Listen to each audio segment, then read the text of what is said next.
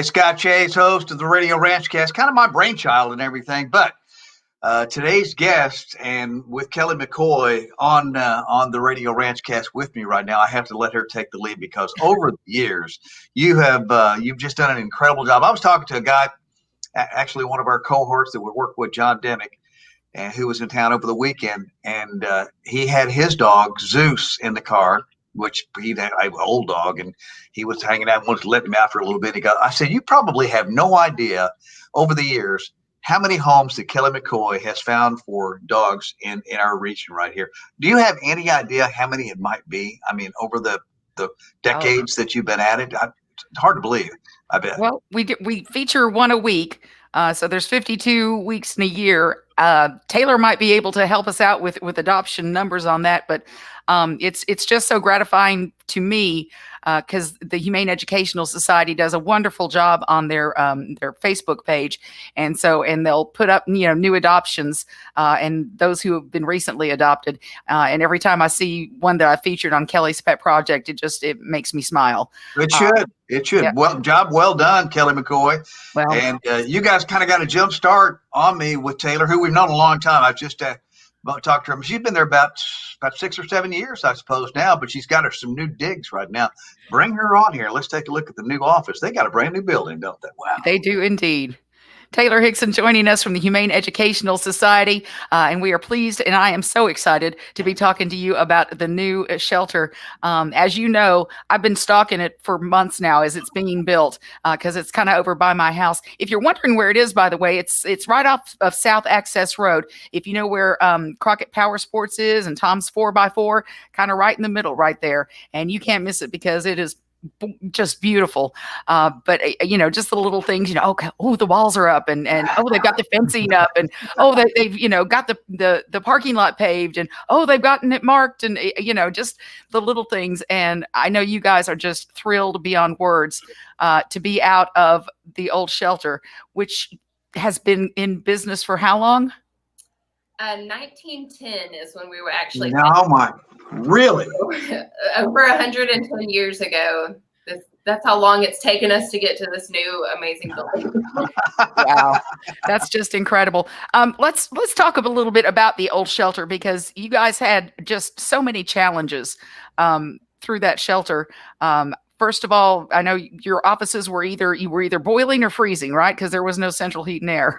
Yes, there was no central heat and air. So during the winter, I just kind of huddled next to my space heater in my office, and I had like a little window air conditioner. So it really didn't get the job done, but we were there for the animals. So most of the areas where there was animals had heater air, and the rest of us just kind of put up with the season. But so many little things like that, so many little details just throughout the day that are going to change with this new building, that for the animals and for the people and for the adopters and our volunteers who also put up with that terrible building for so many years.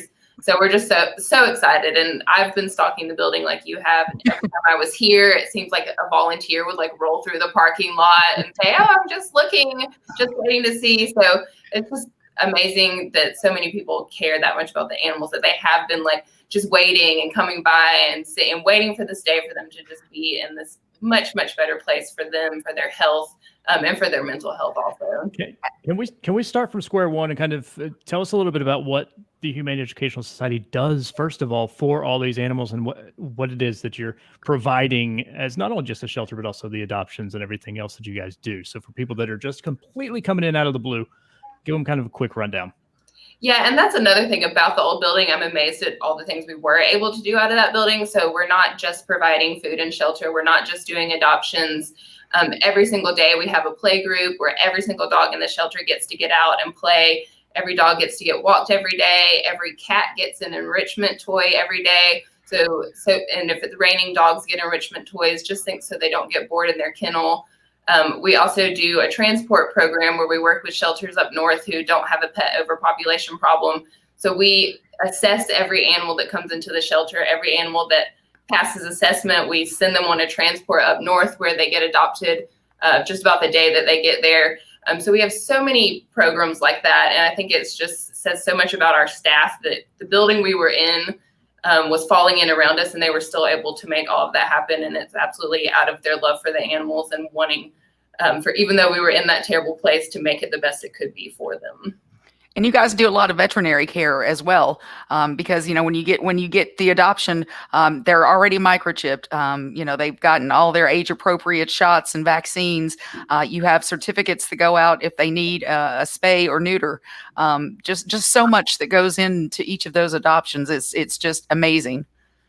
And that's one of the things I'm most excited about with the new building is we were doing all of that out of this little tiny room that we called our vet room. And so now we actually have a medical facility. So, we're treating all of our heartworm dogs before we move to this building. We're doing all our special needs animals. And now we have a facility where hopefully we can do, going forward, spay and neuter for the public, vaccine clinics for the public. Our vet can walk around every day and do a health check with every single animal. So it's just going to be, it's otherworldly from where we were, and we're going to be able to do so much more for the community, which is one of the things that I'm most excited about for this new facility. Can you guys handle a lot more dogs and cats right now than you used to? I mean, as your facility is nicer, certainly bigger too, that means you could probably handle more animals, right? It is bigger, but one of the goals too of having a nicer place, if you ever went to the old building, it's kind of sad. It was in horrible condition. A lot of times before I take someone in the kennel, I felt like I kind of had to warn them that it was sad. So I hope with just it being a happier place that we'll see more adoptions too, so that we won't have as many animals, and they'll move out quicker because it's a happier place to come and adopt. We actually have rooms and spaces where you can spend time with the animal, let them kind of calm down for being in their kennel and get to meet them and interact with them. And hopefully that'll facilitate more adoptions. Yeah, because in the old shelter, they were pretty much all in one area. I mean, you just walk down, row after row, but it was all kind of, like in one big room.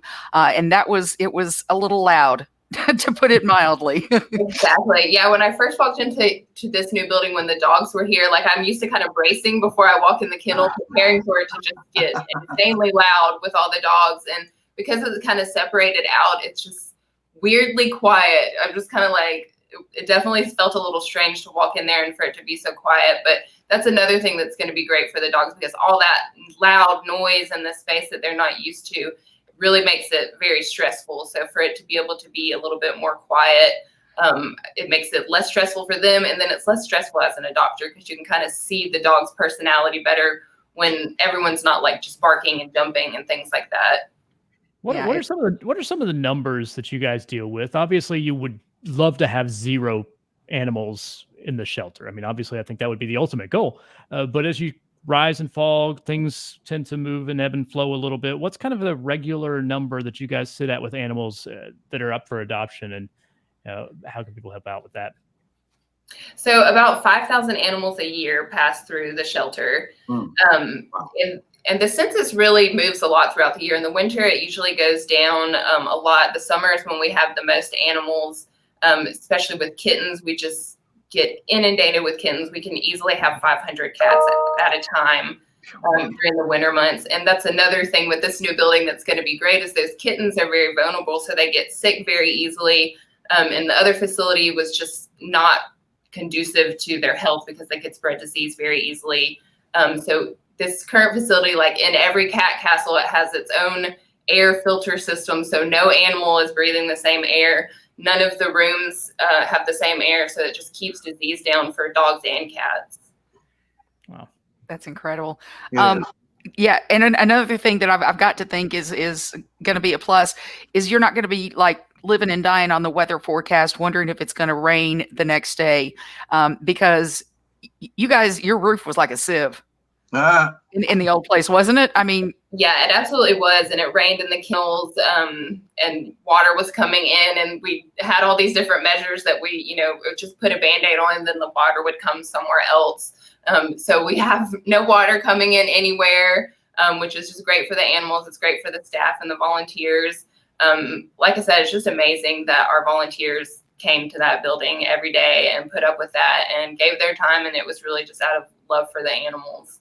So they deserve this new building too so much, because they put so much time and effort into the animals and into making sure that they all find amazing homes and have and are happy and loved while they're here also.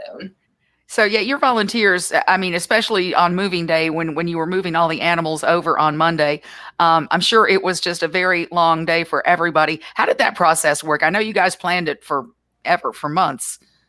Yeah, so luckily we did a lot of holiday adoption events, and we were at max capacity for cats. We ended up waiving fees, and the community was just really awesome and came and adopted a lot of cats. So we didn't have a huge number of animals to move, thankfully, but it was a long process of shifts of our animal care team taking people, of volunteers coming and picking up animals, bringing them and walking them in. Putting them in the kennels. It was an all-day affair, and it was all hands on deck with everyone just taking turns bringing the animals in. And I know our volunteers were just as excited as we were to see the animals come in, and I'm glad that they were there to be a part of that, because this definitely is a testament to them and everything that they do for the shelter as well. Yeah, you do have some awesome volunteers. I got to say, back in before when we were able to get out and do adoption events at some of the area places, we would go out and, all the volunteers were there that could be, and they were, all, walking dogs and holding dogs, and they were talking to potential adopters about, because they know the dogs, they know the animals. They're in with them day in, day out. And what a good group you've got. They really do. They get to know the animals so well. And, they're some of the best people to talk to adopters, because the adopter kind of can tell them about their lifestyle, and they say, oh, well, I know the dog for you, or I know the cat for you that's going to fit in perfect with you. I mean, they spend so much time with the animals that, they're making them treats, taking them toys, taking them home at night, things like that. They know the animals just as well as we do. And it's just an amazing, amazing group of people who just constantly give them of themselves to the animals. And my appreciation for them is so deep, as you can tell. Yeah, absolutely. Another group that we have to give a tip of the cap to are your fosters, because you have so many people who are fostering sometimes numerous animals from the shelter. And I've really gotten to know some of them because we have been featuring foster parents on Kelly's Pet Project here for the past few weeks, actually a couple of months now. And it's been really rewarding for me to meet them and just hear their stories about how the animals are fitting in with their already existing families, whether it be little kids or other animals. Absolutely. They are just as invaluable. And being in a home with kids or being in a home with adults, the animal acts differently in a home environment than they do here at the shelter. So our fosters are able to kind of tell us what they're like in that home environment. They spend time helping train them, housebreaking them. For sick animals, they, are providing a safe place and quiet place for them to stay and rest. And especially in the old shelter when we had all the sick kittens and things like that, they were saving their lives by taking them into their home and making sure they're not exposed to disease at that old building. So they absolutely are huge, amazing lifesavers. And unlike volunteering, it's when you choose to foster, it's 24 hours a day, 7 days a week for however long you have that animal. And that's just a huge investment of love and time from our fosters, and it absolutely changes animals' lives. And they also do a great job of getting their fosters adopted. They share them on social media and come on your show, and they're just amazing people. They are a great group.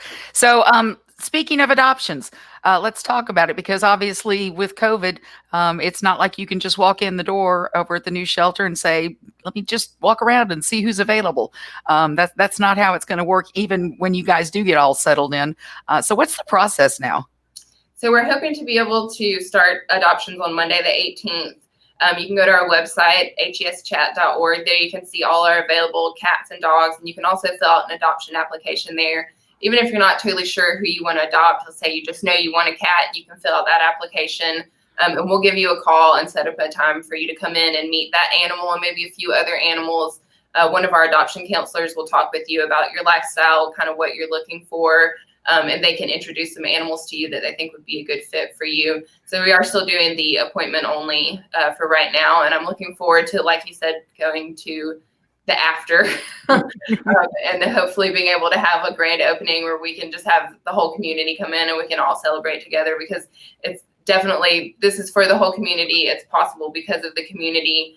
And I'm just so grateful to live in a community that does care about homeless animals and does care about their welfare and made it possible for them to have this this much better place to live and stay until they find their homes.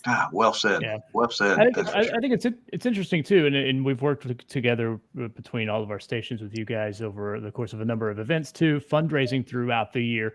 I'm sure has been much different. Last year was just, I'm guessing, more or less thrown out the window a little bit, and of course you had to start from scratch with a number of different fundraisers. But as we start to get into 2021 and hopefully things start to turn a little bit, people are still interested in doing that. And of course, you guys are going to have many of those fundraisers, whether it's Drives for Lives or Paws in the Park, which we're fortunate enough to take part in and help out with. Do you still plan on doing a number of those things throughout 2021? Are those still kind of on the calendar? Yeah, so all of our events are on the calendar. We kind of moved things around a little bit compared to what we normally do. So we moved our golf tournament up till March, since that's an outdoor event. We feel like we can pull that off safely. Of course, we'll still have the mask. We'll have all the precautions in place because we definitely want to make sure everyone's safe. Rescues on the Runway is planned for June this year, and I have my fingers crossed that we all are vaccinated and can be together by then.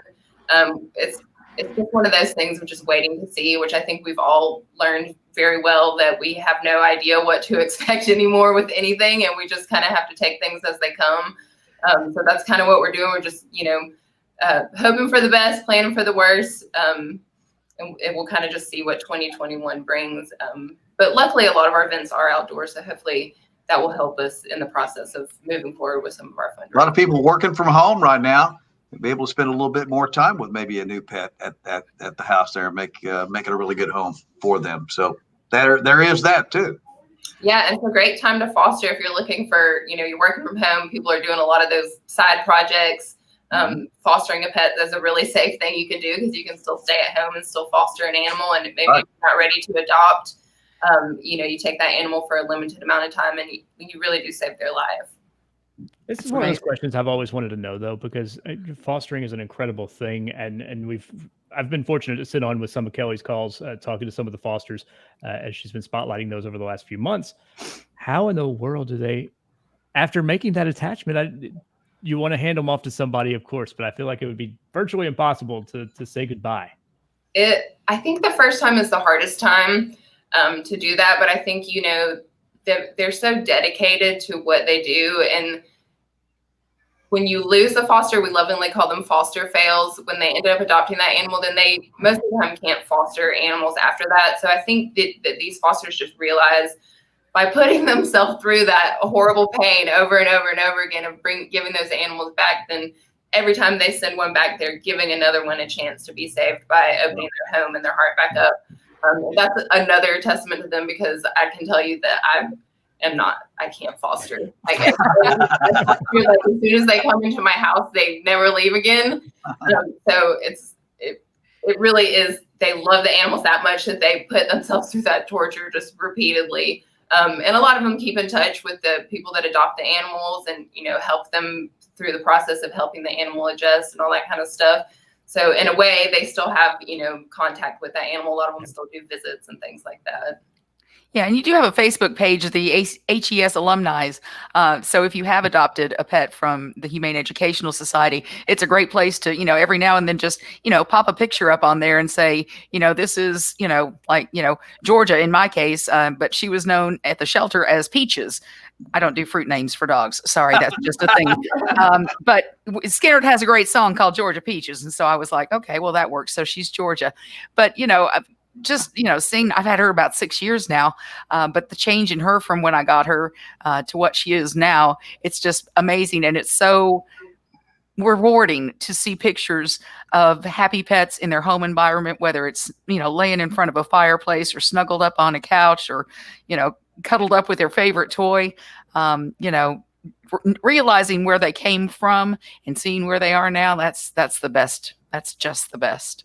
Yeah, those two pages are about the only reason I go on Facebook. And I just absolutely love that our doctors get on there and they post these pictures and updates of their animals.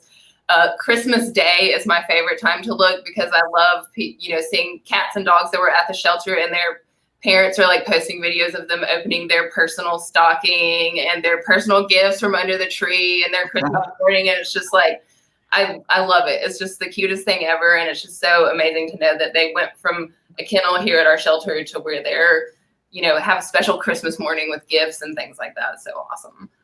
It truly is. Well, Taylor, thank you so much for taking some time with us today. Again, I can't tell you how excited we all are for that brand new shelter. And we know that it is changing not only your lives, the humans' lives, but also the four-legged ones as well. And continued success and get all those boxes unpacked. All right. Thank you, Kelly. And thank you so much for everything you do to help all of our animals find a home. We appreciate you so much. It takes all of us, and you are a big part of that. Well, thank you. It's my pleasure. Thank y'all. Thank you, guys. Have a good one. Bye. Thank you.